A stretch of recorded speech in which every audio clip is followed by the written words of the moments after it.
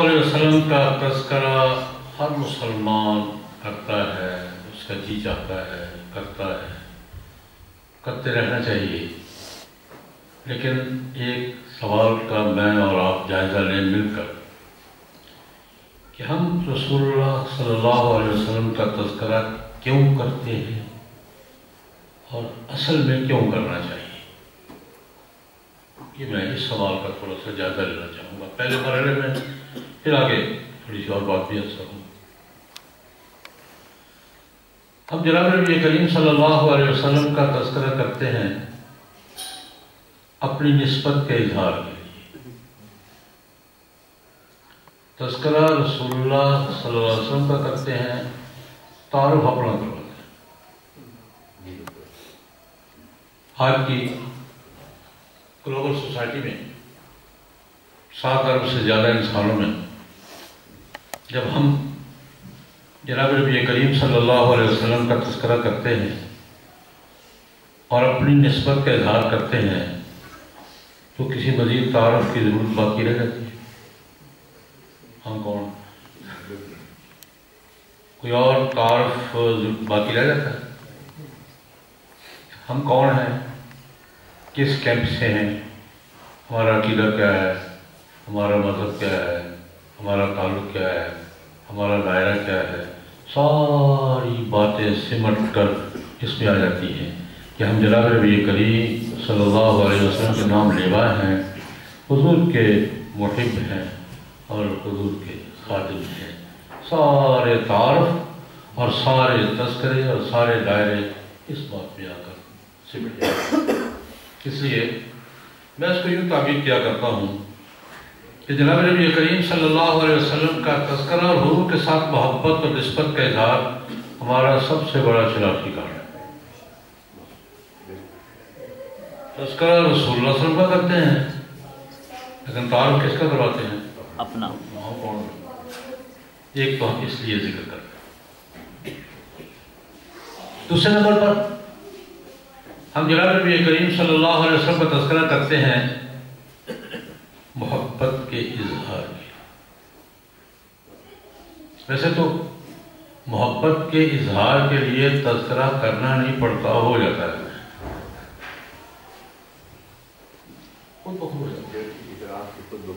من احب شیئا اکثر ذکرہ، دل میں جس کی محبت ہو زبان پر نام آ ہی جاتا ہے۔ اس اوقات قصد کرنے کی بھی ضرورت نہیں ہوتی، ارادہ کرنے کی بھی ضرورت نہیں ہوتی، دل میں جس کی محبت ہو زبان پر اس کا نام آتا ہے۔ اور یہ بھی ہمارے تذکرے کا مقصد ہوتا ہے کہ ہم اپنی محبت کا، اپنی عقیدت کا اظہار کریں، اور ہم جب تذکرہ کرتے ہیں تو اس سے اظہار کس کا ہوتا ہے؟ جناب نبی کریم صلی اللہ علیہ وسلم کی محبت کا، حضور کی عقیدت کا۔ یہ ہمارے ایمان کی بنیاد ہے، ایمان کا پیمانہ ہے، ایمان کی کسوٹی ہے۔ جناب نبی کریم کے ساتھ محبت، جتنی محبت ہے اتنا ایمان ہے، جیسی محبت ہے ویسے یہ محبت اور عقیدت اس کا اظہار۔ تیسرے نمبر پر ہم جناب نبی کریم صلی اللہ علیہ وسلم کا تذکرہ کرتے ہیں کس لیے؟ رحمتیں نازل ہوں گی، حضور کا ذکر ہوگا، کیا ہوگا؟ رحمتیں نازل ہوں گی، برکتیں نازل ہوں گی، اور رحمتیں اور برکتیں نازل حضور کے ذکر سے نہیں ہوتی، اور کس سے ہوتی؟ کہ جہاں حضور کا تذکرہ ہوگا، کریں گے، سنیں گے، پڑھیں گے، یہ ماحول ہو سکتا ہے۔ رسول اللہ صلی اللہ علیہ وسلم کا تذکرہ کریں گے، حضور کا تذکرہ سنیں گے، حضور کا تذکرہ پڑھیں گے، برکتیں نازل ہوں گی، رحمتیں نازل ہوں گی، سکینہ کا ماحول ملے گا۔ یہ ہمارا ایک مقصد یہ بھی ہوتا ہے کہ رسول اللہ صلی اللہ علیہ وسلم کا تذکرہ کر کے ہم رحمتیں سمیٹتے ہیں، برکتیں سمیٹتے ہیں، اور سمٹتی ہیں، ملتی ہیں۔ چوتھے نمبر پر ہم عام طور پر جناب نبی کریم صلی اللہ علیہ وسلم کا تذکرہ کرتے ہیں، کیوں؟ تذکرہ کریں گے رسول اللہ صلی اللہ علیہ وسلم کا، اور راضی کون ہوگا؟ اللہ۔ تذکرہ کس کا کریں گے؟ رسول اللہ صلی اللہ علیہ وسلم کا، راضی کون ہوگا؟ اللہ۔ اپنے دوست کے ذکر پر کون خوش نہیں ہوتا بھائی؟ اپنے دوست کے تذکرے پر کون خوش نہیں ہوتا؟ میرے کسی دوست کا میرے سامنے اچھا انداز میں تذکرہ کہ میں خوش ہوں گا یا نہیں ہوں گا؟ بالکل بالکل۔ اور دوست نہیں، حبیب اللہ، جناب نبی کریم صلی اللہ علیہ وسلم کے اللہ تبارک و تعالیٰ کے سب سے زیادہ محبوب۔ یہ بھی ایک مقصد یا فائدہ ہوتا ہے کہ رسول اللہ صلی اللہ علیہ وسلم کا تذکرہ کرتے ہیں تو اس تذکرے پر راضی کون ہوتا ہے؟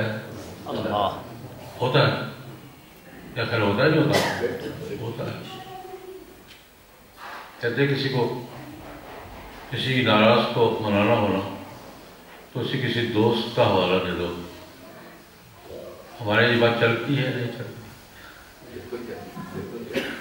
کسی دوست کا واسطہ دے دو، یار فلان، کہتے ہیں ٹھیک ہے، تم اس کے بندے ہونا، ٹھیک ہے، ہمارے تو چلتی ہے یہ بات۔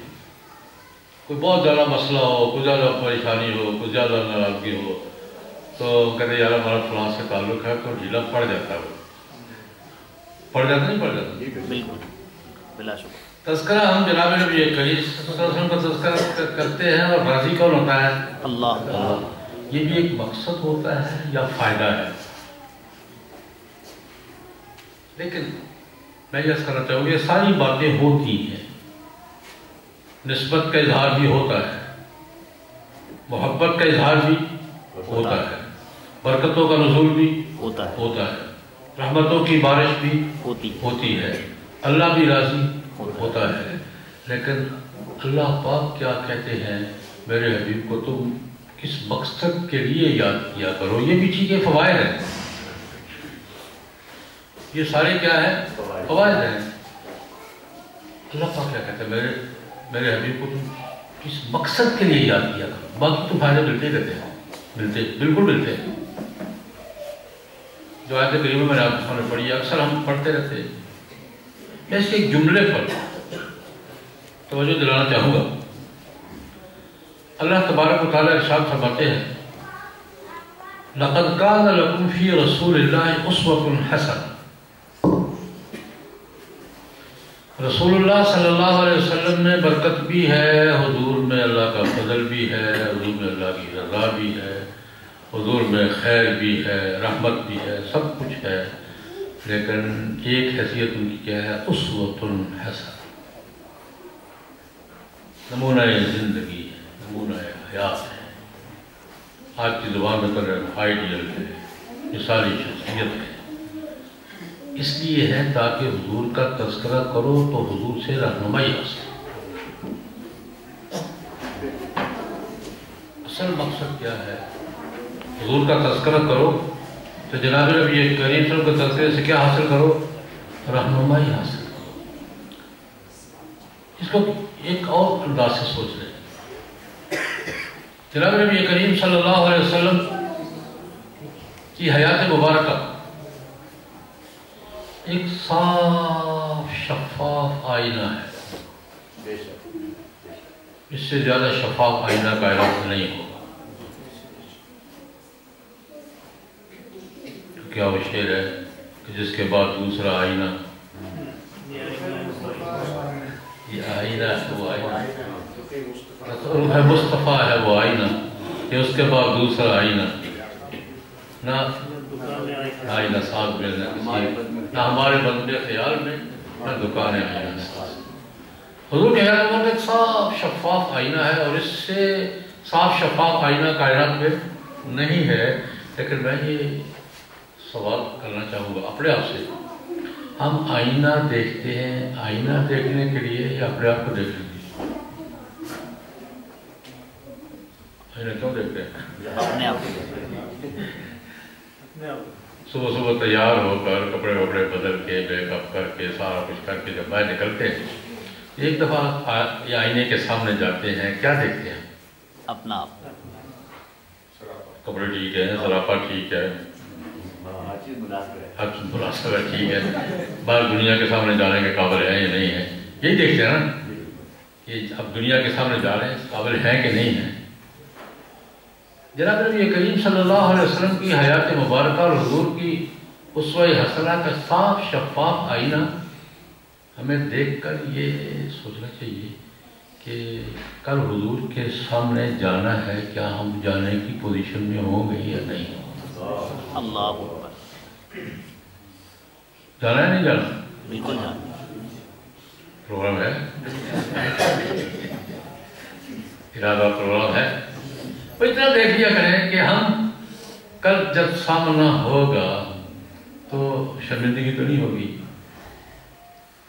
اقبال نے کیا کہا تھا کہ یا اللہ حسابم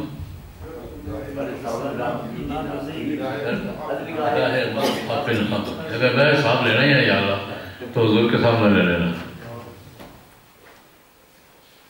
صاف شفاف آئینہ ہے، اس آئینے کے سامنے آئینہ بھی دیکھ کر دل کو ٹھنڈک ہوتی ہے، لیکن اصل کیا دیکھنا ہے؟ اپنا۔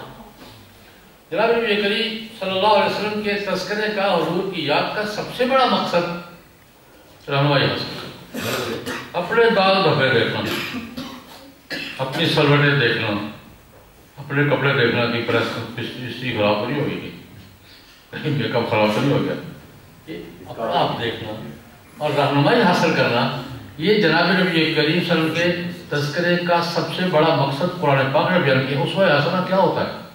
دیکھیں نمونہ، ایک چھوٹی سی مثال سے عرض کروں گا۔ ایک صنعتکار ہے،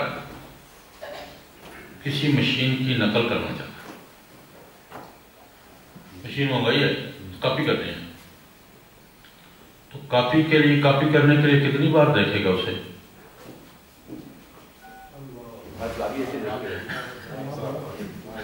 بار بار، دو چار دفعہ سے کام ہو جائے گا؟ نہیں، جب کاپی کرنا شروع کی ہے تب سے شروع ہوگا، اور جب کاپی مکمل ہوگی تب تک بار بار دیکھے گا، ایک ایک پرزے کو بار بار دیکھے گا، یہ زاویہ ٹھیک ہے، یہ پرزہ ٹھیک ہے، جب تک مکمل نہیں کر رہے گا دیکھتا رہے گا۔ جناب نبی کریم صلی اللہ علیہ وسلم ہم سب کے لیے اسوہ حسنہ ہیں، ہم نے ان کو کاپی کرنا ہے، کیا کرنا ہے؟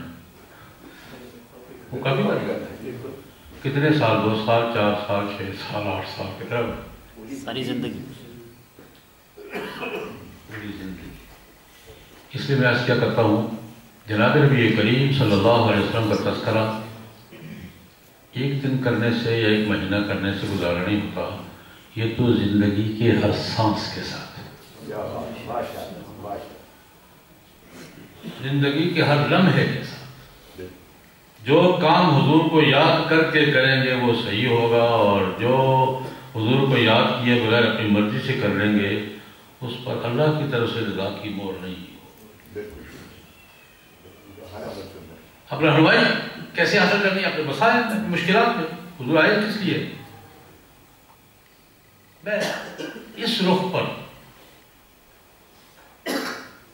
جناب نبی کریم صلی اللہ علیہ وسلم کی سیرت طیبہ کے سینکڑوں واقعات میں سے 2-3 آج کی اس محفل میں عرض کرنا چاہوں گا، اس خیال سے کہ ہم حضور کے واقعات سے ہماری زندگی میں کیا سبق ملتا ہے، اور ہماری سوسائٹی میں، معاشرے میں ہمارے اندر جو خرابیاں برائیاں پیدا ہو گئی ہیں وہ کیا ہیں، اور حضور کی سیرت کی رہنمائی میں ہم انہیں کیسے دور کر سکتے ہیں۔ ہمارا تو حال یہ ہو گیا، جب ایک چیز عادت بن جائے نا تو اس کی برائی ذہن میں نہیں رہتی، خرابیاں، عیوب، کمزوریاں ہمارے رگوں پہ میں اس قدر سرایت کر گئی ہیں کہ ابھی وہ برائی معلوم نہیں ہوتی، صحیح کر گزرتے ہیں، بار بار کرتے ہیں، کوئی تصور نہیں تھا کہ آپ کو غلط کام کرنا ہے، برا کام کرنا ہے۔ اپنی معاشرتی بیماریوں میں، معاشرتی خرابیوں میں پیسیوں پہ سے 2-3 کا تذکرہ کرنا چاہوں گا، اور جناب نبی کریم صلی اللہ علیہ وسلم کی سیرت طیبہ کے حوالے سے۔ بخاری شریف کی روایت ہے، جناب نبی کریم صلی اللہ علیہ وسلم کے ایک صحابی تھے، اعتبار ابن مالک رضی اللہ تعالیٰ، انصاری صحابی، مسجد نبی سے کچھ فاصلے پر رہتے تھے، ایک اپنے قبیلے کے امام تھے، نماز پڑھاتے تھے۔ اتفاق سے پہاڑی علاقہ تھا، مکان اس پہاڑی پر ہے، مسجد اس پہاڑی پر ہے، درمیان میں کر رہا ہے۔ آخر میں کچھ نظر بھی کمزور ہو گئی، حضور کی خدمت میں حاضر ہوئی، یا رسول اللہ میری نظر کچھ کمزور ہونے لگی ہے، اور ویسے بھی بارش ہو جائے، اندھیرا ہو تو گھاٹی عبور کر کے دوسری طرف جانا ذرا مشکل ہو جاتا ہے، وہ عمر بھی زیادہ ہو گئی ہے، تو کبھی کبھی میں مسجد میں نہیں پہنچ پاتا، نماز گھر میں پڑھ رہی، مجبوری ہے۔ میرا جی چاہتا ہے کہ کسی وقت آپ تشریف لائے، میرے گھر کے کسی کونے میں 2 رکعت نماز ادا کر دیں، میرے لیے برکت کی جگہ ہوگی، اس کو اپنی نماز کی جگہ بنا لوں گا، اب تک وہ مصلی، میں اس کو مصلی بنا لوں گا۔ یہ ہمارے گھروں میں اچھے زمانوں میں یہ روایت رہی ہے کہ گھر میں نماز کی جگہ مخصوص ہوتی ہے۔ مسجد بیت کے حدیث میں مسجد بیت کے نام سے ذکر ہے، گھر کی مسجد، یعنی گھر میں ایک جگہ صفائی پاکیزگی کا اہتمام کر کے مسجد کے لیے مخصوص کر دی جاتی تھی، جہاں گھر کے لوگ باری باری نماز پڑھتے تھے، اس کو مسجد بیت کہتے ہیں۔ اور یہ مسجد بیت سب سے پہلے ہماری تاریخ میں حضرت صدیق اکبر رضی اللہ عنہ نے مکہ مکرمہ میں اپنے گھر کے ساتھ بنائی تھی، جس پر جھگڑا بھی بہت لمبا قسم کا اس پہ نہیں لگا، مشرکین نے گھیرا بھی ڈال دیا تھا اور بڑا کچھ لمبا قسم، لیکن یہ مسجد بیت ہماری روایت کا حصہ رہی ہے۔ اب کیا اب صورتحال یہ ہے، وہ مسجد بیت سکڑتے سکڑتے سکڑتے ہمارے بچپن تک ایک تپائی تک آ گئی تھی، جو ہم جہیز میں دیا کرتے تھے نماز پڑھنے کے لیے، اس کو کہتے مصلی تھی، پرانے لوگوں کو یاد ہوگا، اب تو اس کا بھی رواج شاید نہیں ہے۔ ایک تپائی ہوتی تھی، اس پر جائے نماز، اور یہ اس کو مصلی کہتے تھے، اور یہ وہی مسجد بیت سمٹ کے سکڑتے سکڑتے اب وہ بھی نہیں رہی۔ اب کیا ہے، ایک بات اگر کہنے کی اجازت دیں، ہمارے اچھے زمانوں میں ہم گھر بناتے تھے، گھر ڈیزائن کرتے تھے، انجینئر، تو پہلے دیکھتے تھے مسجد بیت کہاں ہوگی، پھر بات کروا۔ اب گھر ڈیزائن کرنا ہو تو سب سے پہلے ٹی وی لانچ دیکھتے ہیں، اس کے بعد پھر باقی لوازم سے بات ہوتی ہے، بیڈ روم ادھر ہوگا، یہ باقی لوازم باتیں ہوگی، بدل گیا زمانہ۔ اچھے زمانوں میں مسجد بیت ہمارے گھروں کا حصہ ہوا کرتی تھی۔ اعتبار ابن مالک نے بھی یہی کہا، یا رسول اللہ میرا جی چاہتا ہے کہ آپ کبھی تشریف لائے میرے گھر میں، کسی جگہ 2 رکعتیں پڑھ رہے تو ہماری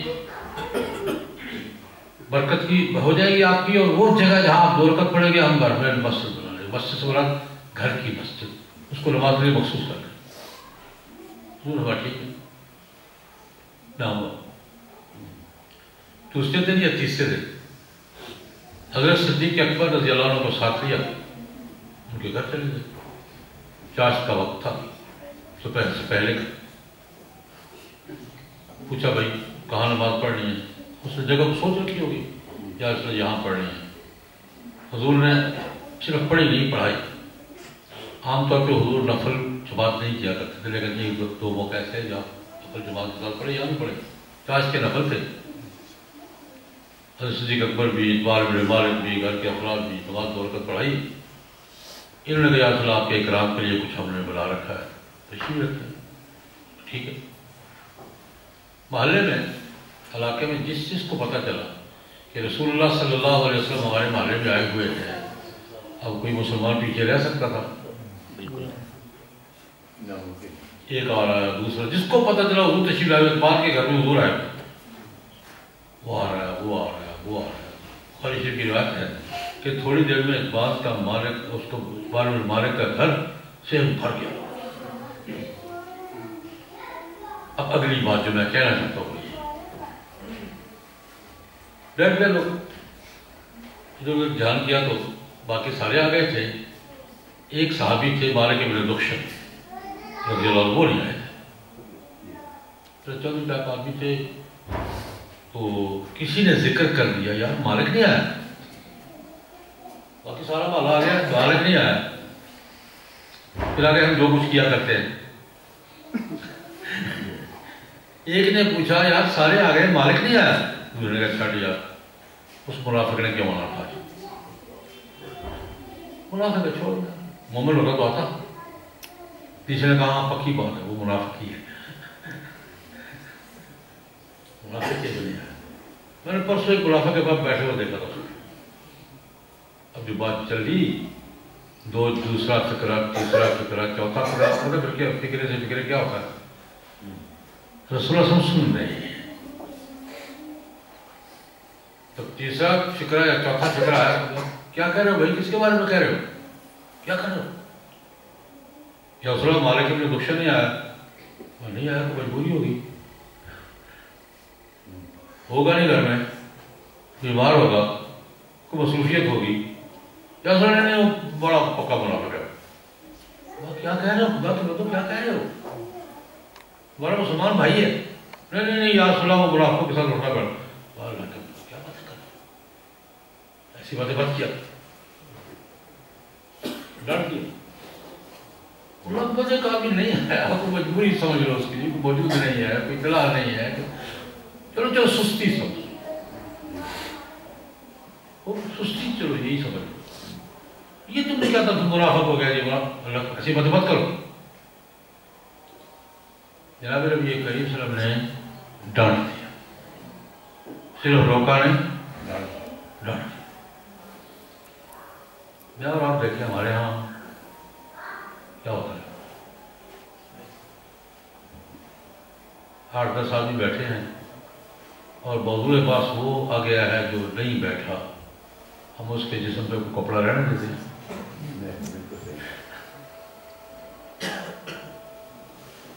اس کے پلے کچھ رہنا دیتے ہیں اور اس کو بڑی معمولی کچھ نہیں یار ایسے گپ شپ لگا رہے تھے. یہ کبیرہ گناہ ہے سخت ترین گناہ ہے. جناب نبی کریم صلی اللہ علیہ وسلم نے بہت سختی سے منع کیا. کیا ہم اس واقعے سے اپنے طرز عمل پر نظر ثانی کی کوئی صورت نکال سکتے ہیں؟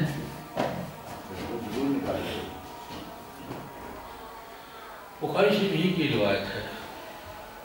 آج کل ہم اس مسئلے پہ بہت قومی سطح پر جن مشکلات سے شکار ہونے کے یہ بھی ہے. قرآن پاک میں بھی تذکرہ ہے اشارت صراحت نہیں ذکر ہے.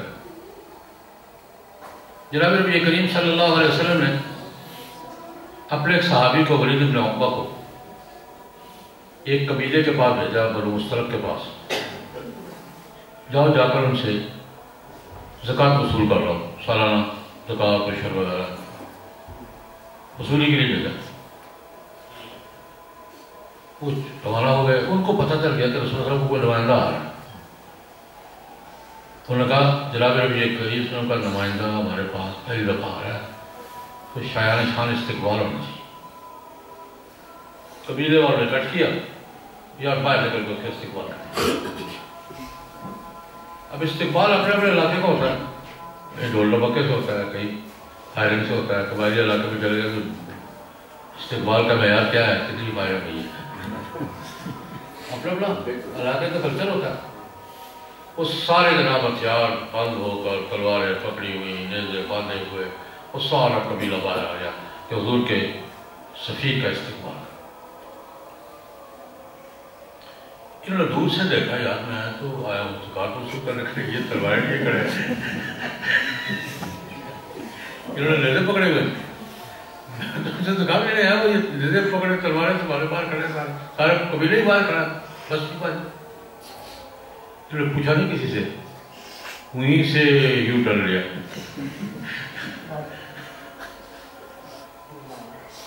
وہیں سے یوں ٹر لیا سیدھا مدینہ منورہ، اور آتے ہی مجھے تو قتل کرنے لگے تھے، بڑی مشکل سے جان بچا گیا،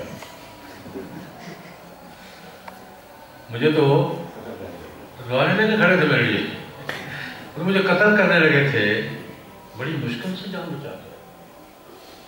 اب مدینہ منورہ میں جب یہ خبر پھیلی کہ رسول اللہ علیہ وسلم کے قاصد کو، حضور کے سفیر کو فلاں قبیلے والے قتل کرنے لگے تھے، بڑی مشکل سے جان بچا کے یہاں پہنچا ہے، تو مدینہ کی حالت کیا ہوئی ہوگی؟ کھلبڑی مچ گئی جناب،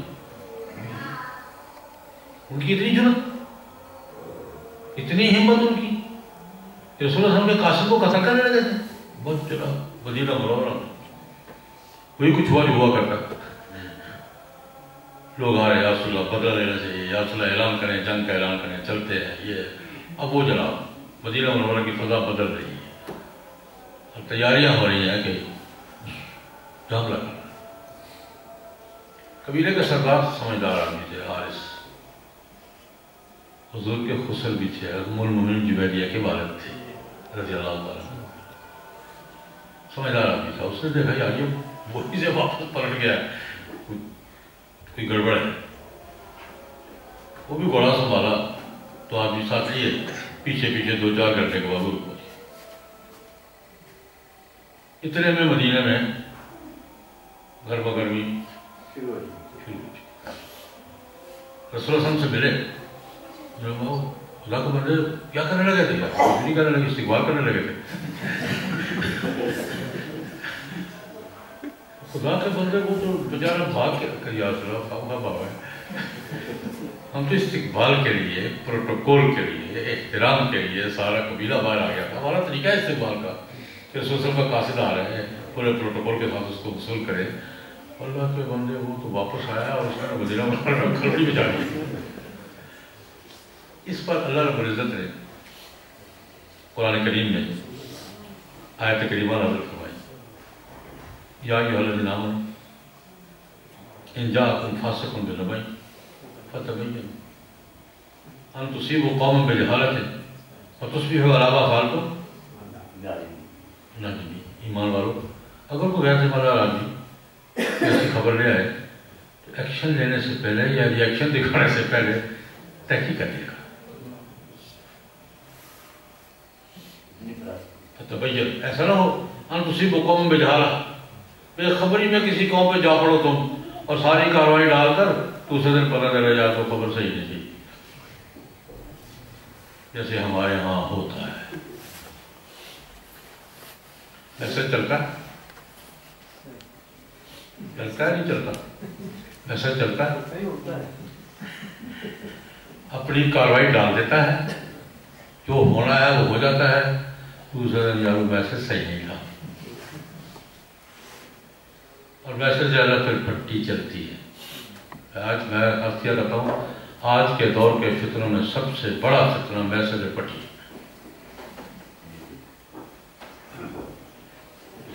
بہت بڑا فتنہ ہے۔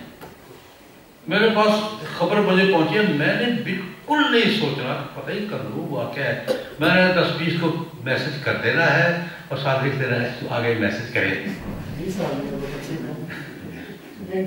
اور 2-3 گھنٹے میں خبر یہ دیکھنا ہوگا خبر سچی ہے یا جھوٹی ہے، یہ نہیں دیکھنا، وہ 200-400 آدمی تک پہنچ گئی، انہوں نے جو کرنا تھا وہ 2-4 گھنٹے میں کر لینا، اور دوسرے لوگ آپ کو خبر صحیح نہیں دی، پٹی چل گئی تھی۔ پٹی ہمارے یہاں تو وہی ہے، پٹی چل گئی تھی، خدا کا مجھے پٹی پکڑ پڑا ہے کیا؟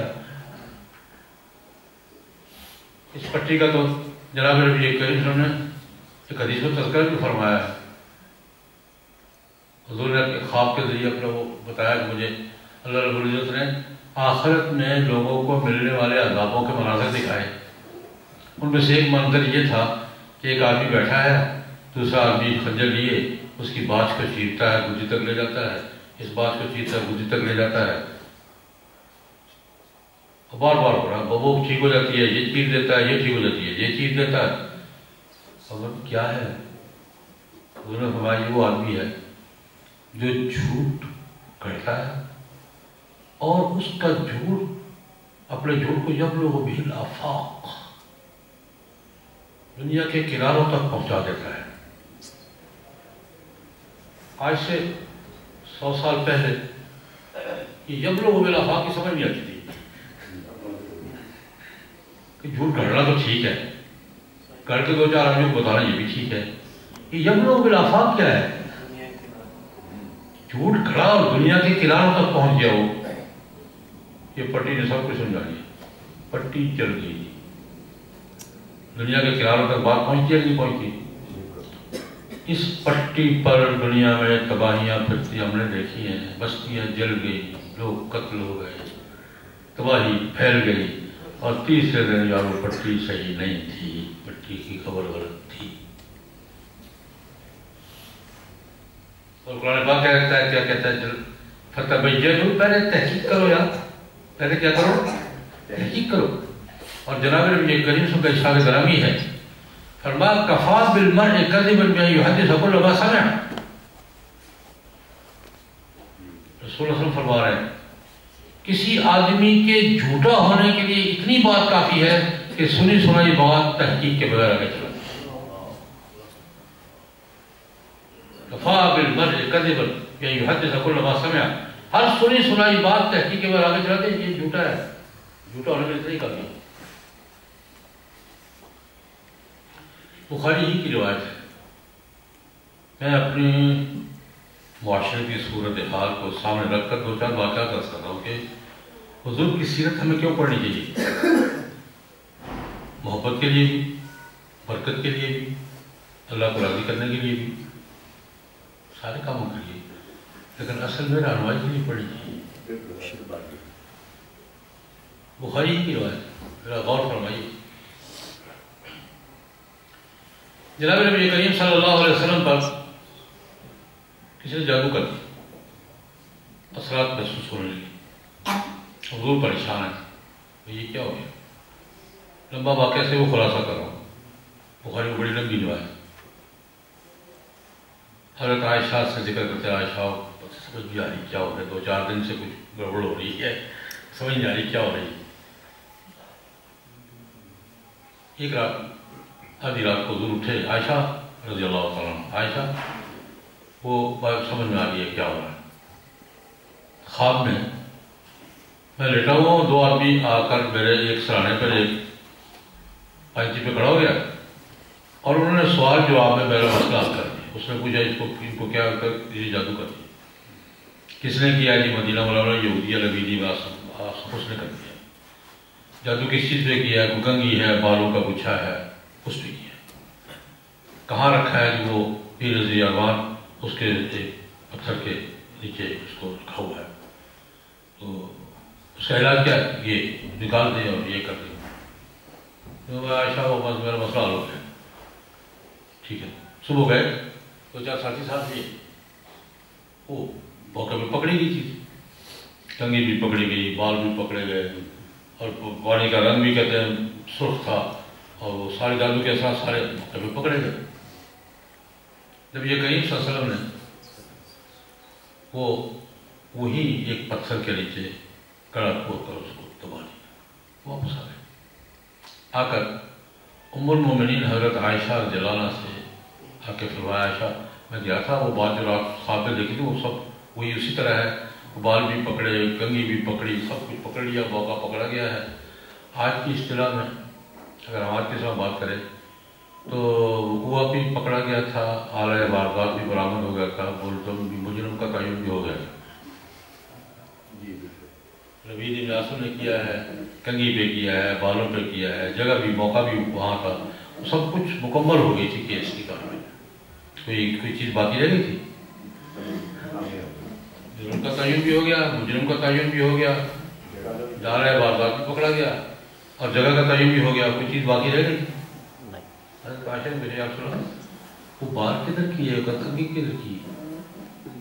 اب آپ وہی دبایا۔ اگر سوال سنیے اور جواب سنیے، حل لم تشتہ یا رسول اللہ، جیسے اتنی بڑی واردات ہو گئی ہے، اتنا بڑا قصہ ہو گیا ہے، آپ کنگھی اور بال بھی دبا کے آ گئے ہیں، آ کے لوگوں کو دکھانا تھا کہ یہ میرے ساتھ ہوا ہے۔ اللہ تشرط بھی یا کو نشر کیوں نہیں کیا، اس کی پٹی کیوں نہیں چلائی،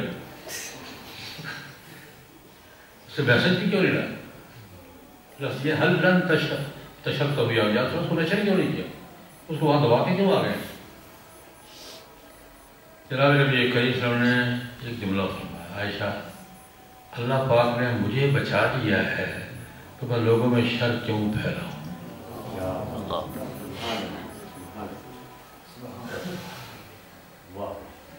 میں بچ گیا، میرا مسئلہ ہو گیا، اب ہم لوگوں میں یہاں کے بال دکھاؤں لوگوں کو، کنگھی دکھاؤں، کیا کاشر کیا ہو،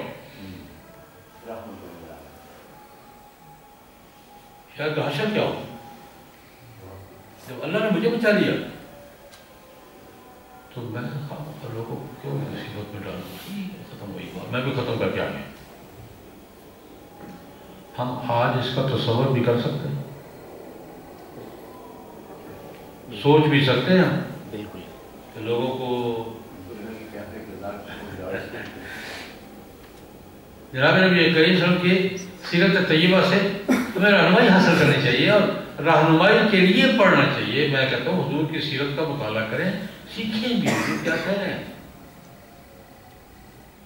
بخاری ہی کی روایت بڑا دلچسپ بات ہے۔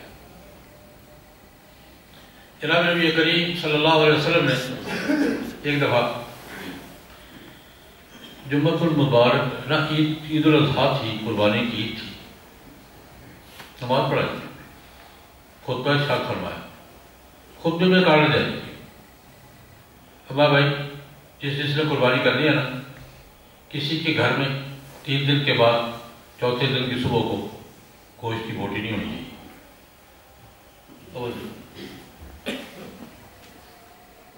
چوتھے دن کسی کے گھر میں گوشت کی بوٹی کو فریزر خالی رہنا چاہیے، فریزر میں بوٹی کوئی نہ ہو، چوتھے 3 دن میں ختم کرو، چوتھے دن کسی کے گھر میں بوٹی کیوں نہیں چاہیے۔